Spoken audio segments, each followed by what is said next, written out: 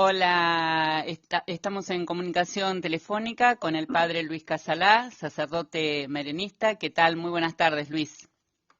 Hola Alicia, ¿cómo estás? ¿Cómo te va? Un Bien, saludo muy grande, el 9 de julio, provincia de Buenos Aires. bueno, muy bien. Luis, hoy te convocamos para reflexionar sobre esta idea del Papa Francisco, que siempre la menciona y que parece ser un hilo conductor de su pontificado. Esta idea de iglesia en salida. Lo ha hecho en sus Sí, sí. homilías, en sus documentos. Me gustaría saber de qué nos estaría hablando, cómo sería ser una iglesia en salida. La salida me da la idea de que partimos de un lugar y vamos hacia otro lugar. ¿Cómo sería? Sí, efectivamente, Alicia. Buenas tardes a toda la audiencia también, ¿eh? Y lo sigue en este programa que es tan lindo, tan desafiante muchas veces con los temas que van tocando. Alicia, lo del Papa Francisco, que efectivamente repite lo de la iglesia en salida, me parece a mí que es que nos está hablando en el lenguaje de Jesús. Jesús fue un hombre que se encarnó, ¿no es cierto?, en la encarnación del Hijo de Dios, y él mismo dijo, ¿no? Yo salí del Padre y vuelvo al Padre. Como que Jesús fue un, un ser humano, digamos, ¿no? Que también es Dios, en salida. Y también él, en su vida ya histórica entre nosotros, cuando empezó su vida misionera, digamos, ¿no?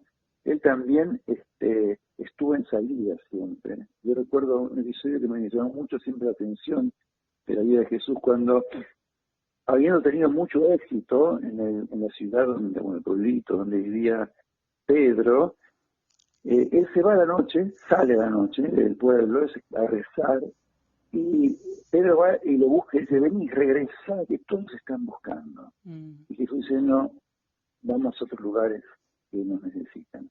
Jesús está siempre en salida, ¿no? Y creo que fundó una iglesia para que continúe su misión. Entonces, una iglesia que continúe la misión de Jesús tiene que ser una iglesia en salida, ¿no? Una salida permanente, digamos, ¿no? Una Claro. iglesia para caminar, como hizo con los discípulos, cuando los invita, digamos, a ir de misión. Vayan caminando a las casas, estén con la gente, no se detengan en el camino, no los invita para quedarse solamente con él o para fundarnos un templo en algún lugar, ¿no? Es finalmente en salida. A la Perfecto. iglesia siempre le costó, quiero señalar esto, ¿no? Jesús cuando asciende a los cielos, le dice, vayan hasta el fin del mundo, o preguntar hasta dónde. Él dice, hasta el fin del mundo. Ustedes, como ustedes siempre, ustedes tienen que ir a todos, digamos, un modo de decir a todos, ¿no? Claro. Eh, pero la iglesia en su momento no entendió esto demasiado, o le costó salir. Fíjate qué interesante, ya los inicios. Los apóstoles comienzan la misión fuera de Jerusalén cuando llega la persecución. Hasta ese momento no se movieron, a pesar del mandato de Jesús. Llega la persecución y algunos, quizás los diáconos sobre todo, más que los mismos apóstoles, salen y la predicación empieza allí. Hay una persecución, salen, pero no salen huyendo como rata por tirante, calladito la boca. Salen anunciando a Jesús, salen predicando el Evangelio, ¿no? Claro. Entonces es lindo esto, y también hay que decir que la Iglesia en su salida, en su misión, lo que llamamos misión argentes, ¿no? Mm. A las ciudades, a los países donde no está instalada ya, ¿no? Ha hecho una maravillosa misión también.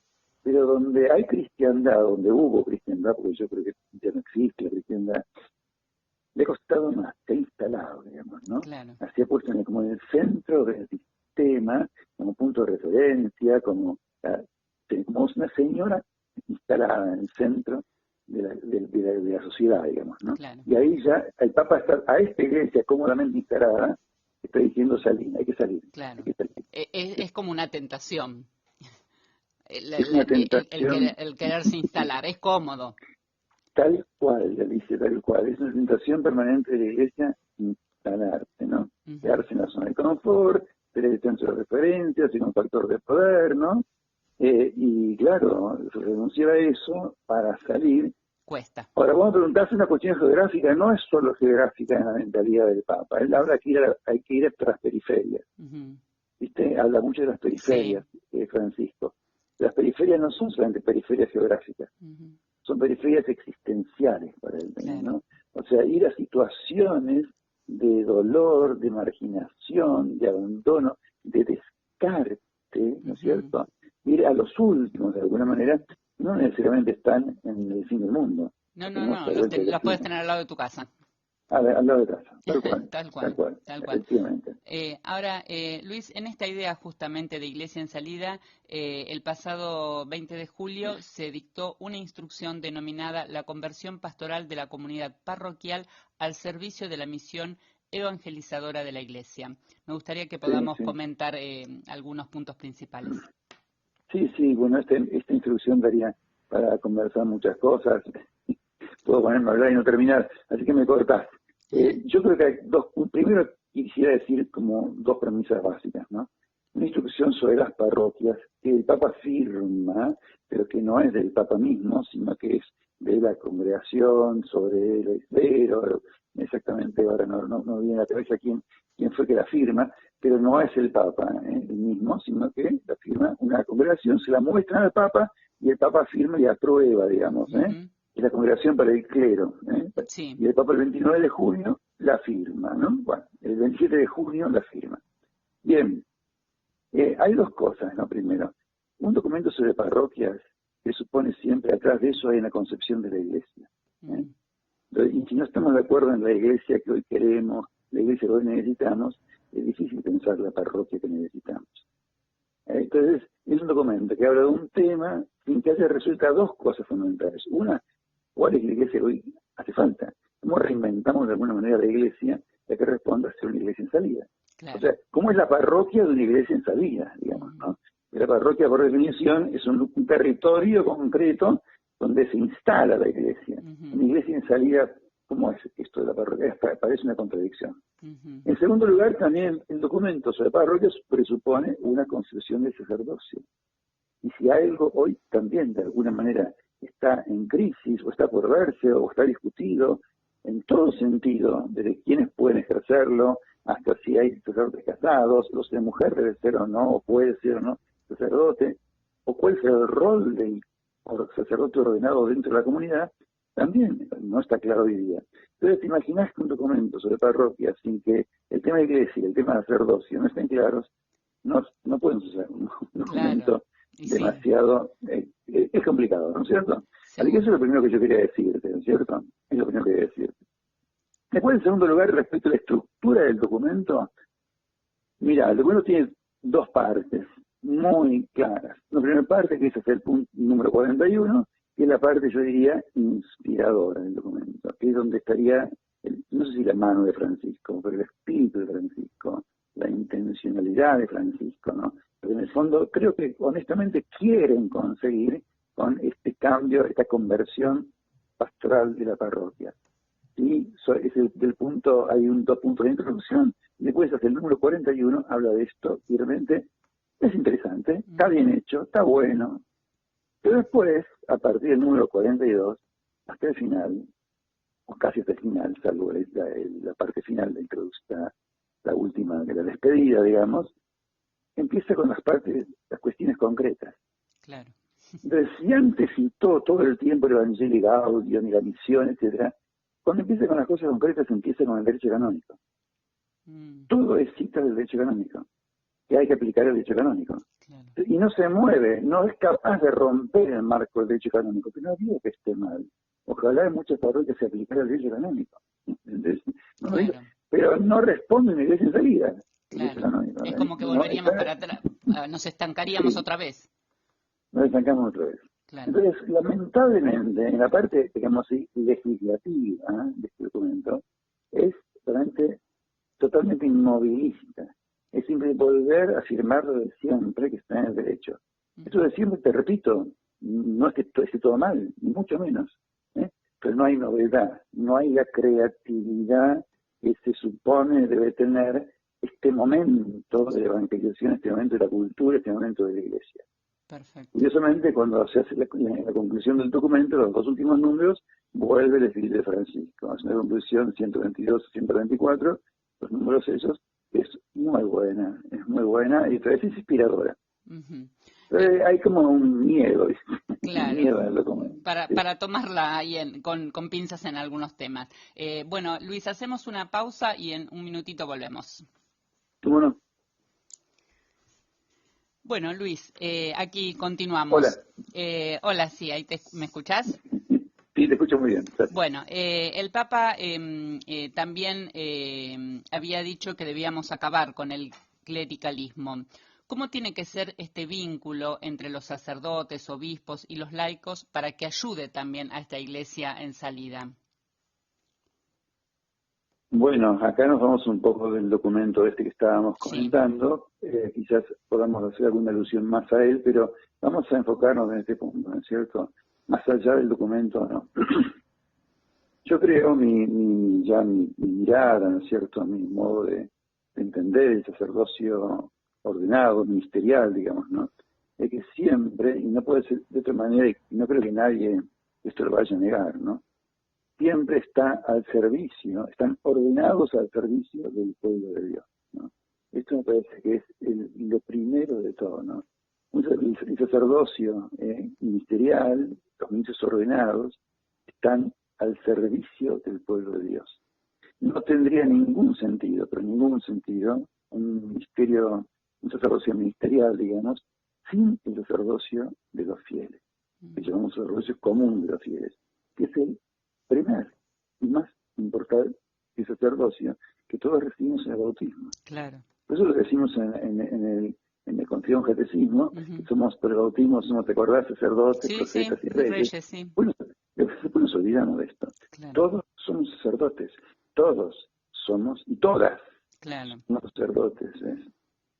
Entonces, cuando esto se olvida, cuando nos olvidamos de que el sacerdocio ministerial está al servicio de este otro sacerdocio, que es el común, no común en el sentido de vulgar, sino común porque es el común a todos, ¿no? Porque se vacía de contenido, pierde sentido el sacerdocio ministerial y se transforma muy fácilmente en clericalismo, ¿no?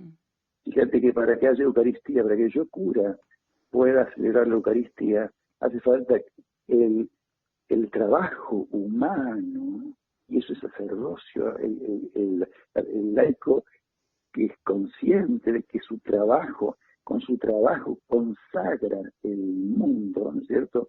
Produce el pan y el vino con el cual yo puedo hacer presente a Jesús en la Eucaristía. Claro. No hay trabajo humano, no hay Eucaristía. No hay ese previo sacerdocio, de que lo hacemos ritualmente y como una manera vacía. Si los fieles, es decir, el pueblo de Dios no acerca al altar sus ofrendas, que son el pan y el vino, no hay Eucaristía. Entonces, esto lo olvidamos y parece que entonces el sacerdocio gira en torno, el sacerdocio ordenado, gira en torno a sí mismo, ¿te das cuenta? Claro. Y es como un fin en sí mismo. Y esto es un contrasentido, absoluto contrasentido. Claro. Entonces, bueno, yo te diría que en el documento el sacerdocio de los fieles está muy lavado, apenas se lo menciona 1 o 2 veces. Y es lo fundamental. Claro. Entonces, vos me preguntás, ¿cómo se frena el clericalismo? Bueno, según el documento, de muchas maneras, pero yo ahora sigo un poquito con el documento. La única cosa que ayudaría, según este documento, es una invitación muy fuerte que hay, esto quizás sea un poquito más novedoso, a que los curitas seculares vivan juntos, misionen juntos, trabajen, hagan planes pastorales juntos, ¿no? Trabajen en comunión, en equipo, no sean francotiradores, ¿no? Claro. Esto es muy fuerte en el documento, ¿no? Incluso esto de vivir en comunidad, ¿no? Claro. Y es obvio que si ellos, al menos, los curas seculares, consiguieran esto, ¿no? Vivir en una fraternidad, en una comunión, desaparecerían bastante los individualismos, los egocentrismos, y el criticalismo, y los caciquismos, y todas esas cosas. Todos los sismos. Todos los sismos, efectivamente, ¿no? Eso es una cosa que me parece importante, porque puede ser un camino para que realmente por lo menos vaya cediendo esto de que el cura, yo llevo una parroquia, acá mando yo, así que a partir de ahora se hace lo que yo digo. Claro. Sigue escuchando en curas jóvenes, te das cuenta, sigue escuchando en curas jóvenes, y es muy triste. Sí. La otra cosa es eso de la iglesia sinodal que se habla tanto, hoy se habla mucho de iglesia sinodal. Y nosotros, en general, yo creo que mucha gente lo sabe, esto ya no voy a decir ninguna novedad, pero cuando hablamos de sínodo pensemos en reunión. ¿Qué es un sínodo? Una reunión. Pero si uno va a la etimología de sínodo, es mucho más lindo para mí. Porque sin, ese prefijo sin, significa estar con, claro. estar juntos. Es una acción conjunta. Simpatía, sentir con el otro. Sin, ese prefijo sin. Y la segunda parte, odos, sin odos, significa ruta, camino, viaje. Entonces, fíjate qué lindo, no es sinodal, es una iglesia en que juntos nos ponemos en camino. Camino, perfecto. No es solamente ves una iglesia que se reúne, hace un sí, uno piensa en el sínodo, piensa en los curas reunidos en Roma, los cardenales reunidos, es un sínodo, fantástico. Pero sí. en la palabra sínodo, en su etimología, significa que caminamos juntos, ¿ves? Nos movemos juntos, salimos juntos, no uno solo. Eso me parece que es muy lindo. Una iglesia sinodal es una iglesia donde el clericalismo también se ubica, donde el clero se ubica, no el clericalismo se ubica, claro, ¿no? Eso me parece que eso es una cosa muy linda, muy significativa. Tal cual. Ahora, Luis, desde quienes pidieron devuélvanos la misa, a quienes asistimos a las misas virtuales, ¿la celebración eucarística es fuente de una iglesia en salida? Bueno, no sé, pienso que debería serlo. Una Eucaristía bien celebrada, una Eucaristía conscientemente celebrada, debería ser siempre fuente de un envío misionero. Así termina la Eucaristía, no vayan, la misa ha terminado, y que misa es como un mandato, como un envío, vayan, terminó. No dice vayan a su casa a hacer un asadito, vayan a compartir lo que vivieron, lleven la paz de Jesús, ¿no? O sea, debería hacerlo, ¿no? Yo diría que si no lo es, cuando no lo es, acontece esto que ya los profetas de Israel denunciaban tanto, ¿no? Como que el rito se separa de la vida. El rito es una cosa, la vida es otra cosa.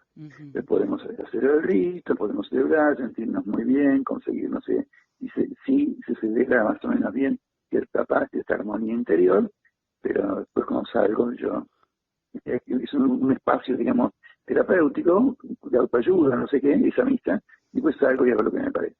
Claro. Entonces termina siendo un adorno la misa, un accesorio.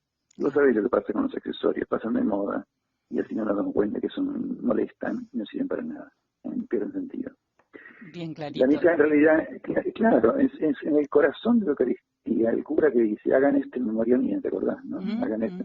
En la consagración, lo que digo yo, porque los curas, ¿qué es hagan esto en memoria mía? Hagan una misa. No es eso. Jesús nunca hizo misas. Celebró una cena con sus discípulos donde mostró, inventó esta manera de quedarse en medio de ellos en el pan y el vino consagrados, digamos, ¿no? Pero en realidad lo que hay que hacer en memoria de Jesús es entregar la vida como Él. Es salir a anunciar el reino de Dios como Él. Eso es lo que hay que hacer. Sí. Si la misa no me impulsa a vivir como Jesús, si comulgar el cuerpo entregado de Jesús y comulgar la sangre derramada de Jesús no me mueve a hacer lo mismo, en memoria de Él, a entregar mi vida y derramar mi sangre por los demás, entonces vacío el rito de contenido. Claro. Lo vacío. Así que, mira, si vos me preguntás si lo es, yo no sé decirte, ojalá que sea, puede serlo, debería serlo. Debería serlo. Digamos, es algo después personal que cada uno tiene que trabajar. Tal cual. Bueno, ahora, el Papa propone esta iglesia en salida, sin embargo, no sé cuál es tu mirada respecto a lo que sentís vos, ¿no? Desde su magisterio, si tiene cierta resistencia, incluso dentro del seno de la propia iglesia. Sí.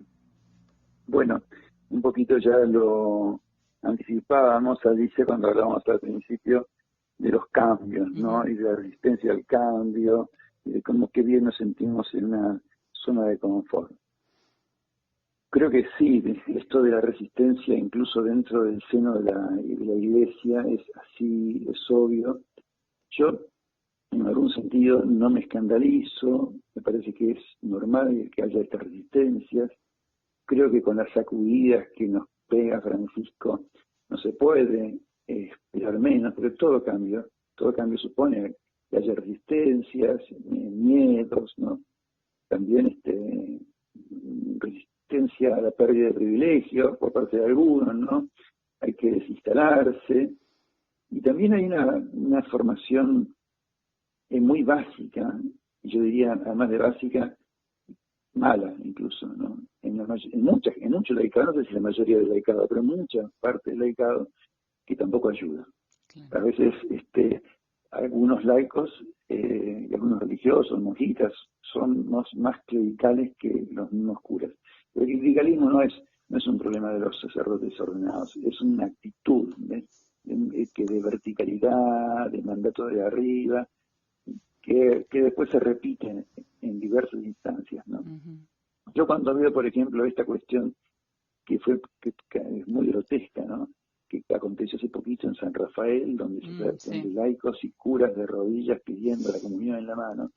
Eso quiere decir que evidentemente no entendieron nada Sí. de lo que pero nada, ¿te das cuenta? Es grotesco, ¿te das cuenta? En medio de la pandemia que hagan este escándalo, ¿no? Yo creo que ahí esto es para indicar, ¿no es cierto? Como, fíjate qué cambio terrible, ¿no es cierto? En vez de como que cae en la boca, en la mano. ¿Qué cambio? Y genera, sin embargo, esta resistencia. No, yo no quisiera estar en la piel de Francisco, ¿no? Porque debe sufrir mucho, ¿no? Y sí. Porque en el fondo, fíjate, claro, porque es más fácil cumplir a veces algún precepto, algún mandamiento que dar la vida, como Jesús. Es más fácil eso, ¿no? Cumplir con la norma y vivir el Evangelio hasta el final. Eso no es tan fácil. No es tan fácil. Seguro. Hacemos una última pausa y nos queda la no? última pregunta. Sí, Alicia. Gracias. Mucho gusto. No. Bueno, Luis, aquí estamos. Sí, otra vez, gracias. Bueno, ¿te parece que este documento es suficientemente inspirador para el tiempo en que vivimos, pensando en esta pandemia, en la pospandemia? Y si es lo más necesario y eficaz para que la Iglesia esté en salida a escribir este documento, o hace falta algo más. ¿Cómo hacer para que tantos buenos documentos puedan llegar a transformar y tengan un impacto en la realidad, ¿no? Sí, bueno, es una pregunta muy amplia, o son varias preguntas, ¿no? Pero sí, me parece importante lo que me estás preguntando. En primer lugar, te diría que este documento parece escrito así atemporalmente, ¿no? Esto de la pandemia y la pospandemia y esas cosas no existen. No hay una mención a todo esto en el documento. Podría haber sido escrito 1 año atrás, 2 años atrás, 3 años más adelante. No hay. A pesar de que en la primera parte sí hay alusión a algunas cosas interesantes de la cultura en que vivimos, después, porque lo importante es después, cuando acá las concreciones, ¿no? A la hora de los bifes, digamos, no hay una sola alusión a todo esto. No hay una sola alusión a todo esto.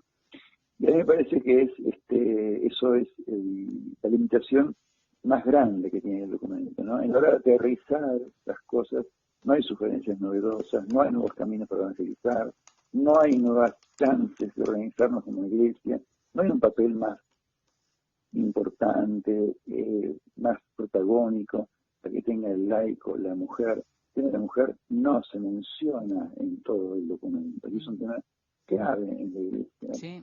Entonces, yo creo que, bueno, es una primera cosa que me parece, ¿no? Respecto a lo que me estás preguntando, así volviendo al documento. Después hay una insistencia, a mi gusto exagerada, también, a raíz de esto de quizás de la resistencia al cambio, o al miedo al cambio, ¿no?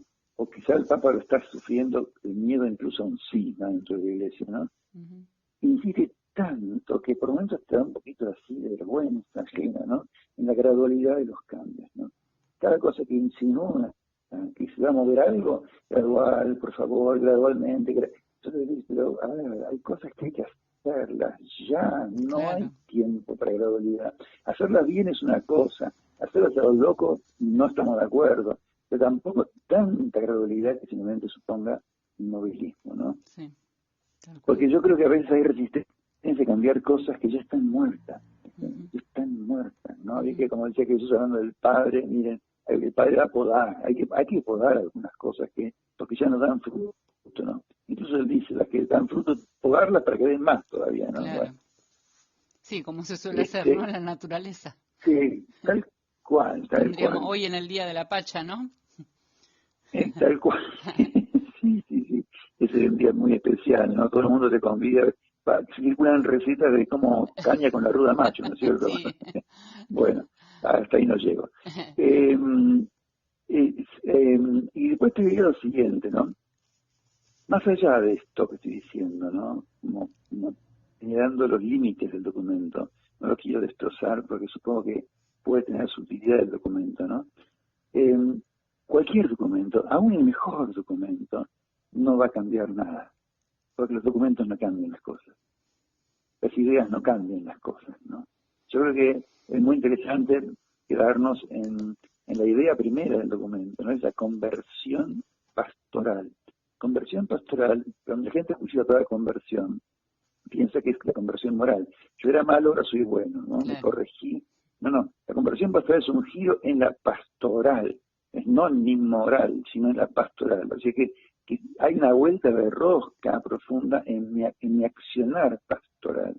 Eso no se consigue solamente con órdenes de arriba, ni con un nuevo derecho canónico, ni con nuevas ideas. Se consigue cuando el conjunto de la Iglesia, o la mayoría, o un buen grupo de la Iglesia, descubre el tesoro, descubre a Jesús.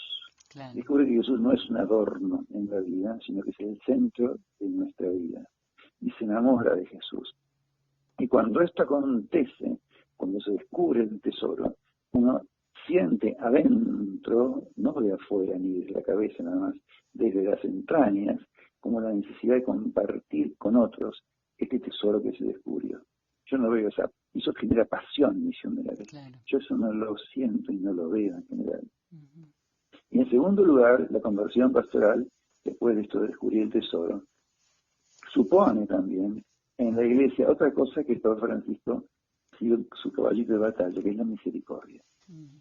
La misericordia es la gran fuerza que nos impulsa a salir, a atender al otro caído, al otro enfermo, al otro sufriente, al otro débil, al otro ignorante, al otro abandonado y solo, al otro descartado. Misericordia es lo que, bueno, está en el inicio del plan de salvación de Dios, ¿no? Dios ve a la humanidad y envía a su Hijo porque escuché el dolor de mi pueblo. Y dice a Moisés, ¿no? Yo escuché el dolor de mi pueblo y bajé, ven, Dios en salida, bajé a salvarlo, ¿no? Y te dijo a vos para que lo hagas, Moisés. Claro. Entonces, ves, cuando hay esto, ¿no? Que uno descubre el tesoro y siente dolor propio por el dolor ajeno, porque descubre que en el fondo el otro soy yo, el otro soy yo, somos todos uno, digamos, ¿no? Ahí es cuando se puede producir la conversión pastoral. Claro. Pero te repito, el mejor documento no lo va a conseguir. Hay muchísimos buenos documentos en la Iglesia, muchísimos buenos documentos. El Vaticano II, por ejemplo, es un extraordinario documento, pero no ha conseguido que la Iglesia esté en salida. Hace 50 años ya esto. Claro. ¿Ves? Sí. Porque después hace falta otra cosa, ¿viste? Una convicción profunda, una pasión por Dios, una pasión por la humanidad. Y si esto no está, no hay conversión pastoral que valga, te das cuenta. Puede haber que nos reordenemos un poco, que nos organicemos un poco mejor, que nos modernicemos un poquito, pero conversión pastoral no. Claro. Y esto me parece que es muy importante, ¿no? Y Importante. central, diría yo. Central, Es claro, central. claro. Bueno, Luis, cuánto te agradezco esta charla de hoy, este aporte para que podamos seguir rumiando, como dice el padre Mamerto Menapache. A que Uh-huh. sí, gracias, simplemente gracias.